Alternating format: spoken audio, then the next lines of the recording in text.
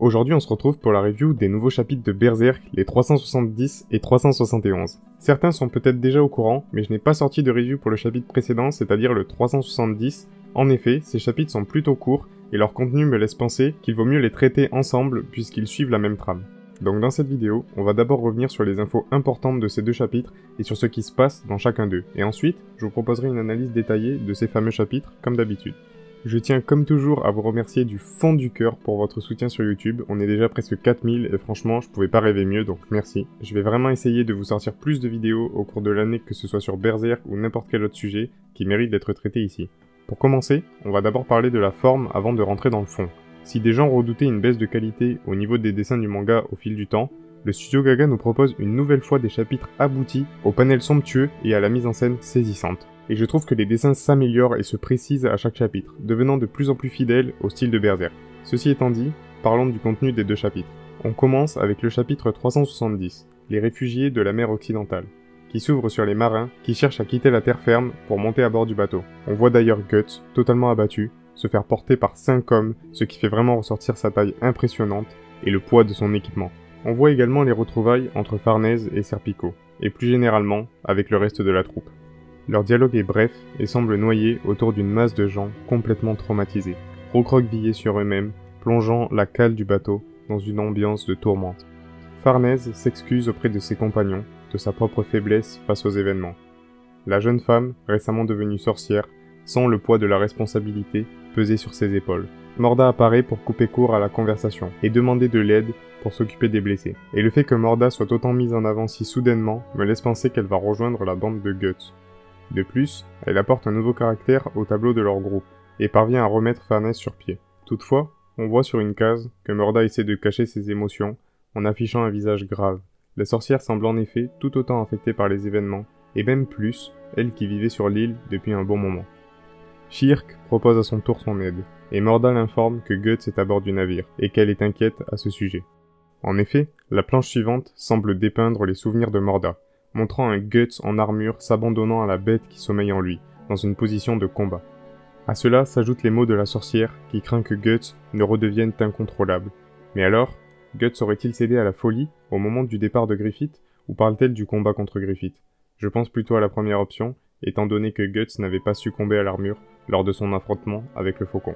Sans attendre, Shirk part donc à la rencontre de ce dernier, elle qui a toujours su le soutenir dans les moments les plus difficiles. Et s'il y a un détail que j'ai adoré dans ce chapitre, c'est toutes les petites cases montrant la souffrance respective de ceux qui ont perdu, notamment Isidoro, pour qui personne n'a pris de nouvelles ou ne s'est inquiété directement, lui qui a pourtant perdu Isma. Après une courte transition sur Roderick, s'inquiétant de l'état de Guts et faisant état de la situation, on retrouve enfin le Chevalier Noir.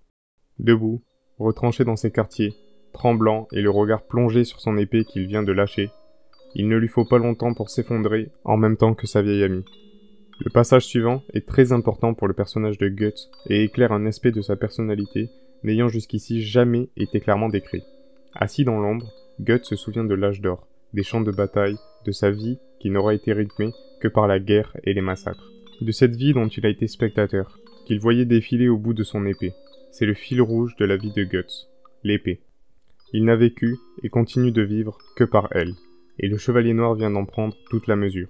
Tout ce temps, quand je ne pouvais compter sur rien, sur personne, quand je n'avais rien, je pouvais toujours me raccrocher à ta force. Tu étais tout ce que j'avais, un mince espoir, perdu dans l'obscurité.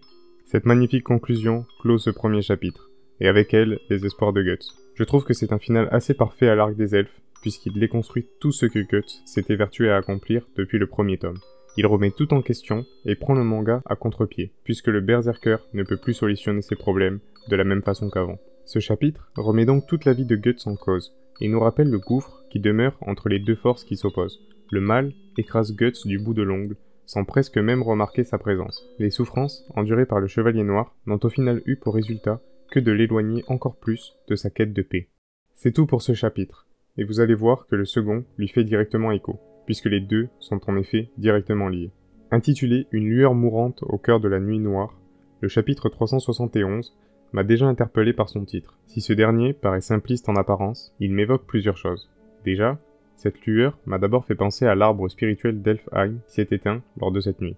Aussi, on pourrait plutôt apparenter ce titre à Guts, et plus précisément à son espoir, L'espoir de Guts, cristallisé par la quête de Casca, est incarné par son épée, qu'il a toujours vu tournoyer autour de lui, telle une flamme au cœur des ténèbres, que représentaient les apôtres et autres créatures du monde astral.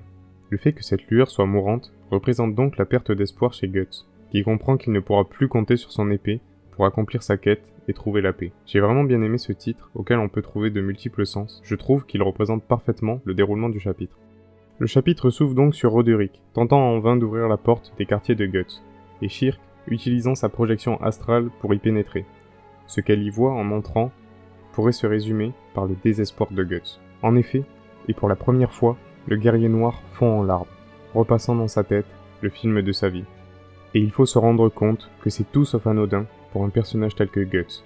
Les larmes d'un protagoniste aussi fort, dont la volonté inébranlable s'est heurtée à ses obstacles sans la moindre larme pendant 41 tomes, je ne pensais honnêtement jamais voir un personnage tel que Guts pleurer. Et je trouve ce choix magnifique, creusant encore plus le profil psychologique d'un protagoniste déjà parfait. Voir Guts craquer dans cette petite cale de bateau, seul, après avoir traversé toutes ces épreuves, j'ai trouvé ça génial. La phrase qui accompagne cette planche est d'ailleurs tout aussi intéressante. Les souvenirs de Guts et son épée. Je doute qu'une épée puisse avoir des souvenirs, mais du point de vue de Shirk, on pourrait supposer que l'énergie astrale absorbée au cours de ces combats a laissé des traces précises dans la Dragon Slayer, au point qu'une sorcière comme Shirk pourrait lire en elle toute la vie de Guts. Ce détail est incroyable et semble vérifier les paroles du Skull Knight faisant de la Dragon Slayer un objet magique, ou du moins capable de s'imprégner de la force de ses victimes astrales. La vision de Griffith vient mettre un terme à la projection de Shirk. Guts, se remémorant son ancien ami, semble craquer et sombrer définitivement. On voit des chaînes se briser autour de Shirk, qui se trouve, je le rappelle, dans l'esprit de Guts.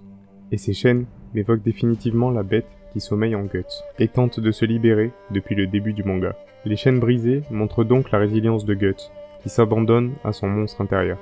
Mais bon, là je vais peut-être un peu loin, même si je trouve la théorie incroyable. La page suivante a tout simplement fini de m'achever.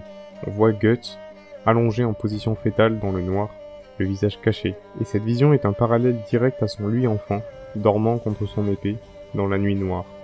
Et cette théorie est confortée par deux éléments. Déjà, la position de Guts, qui est cette fois-ci tournée dans le sens inverse de la première planche, montrant ainsi l'opposition entre les deux messages véhiculés.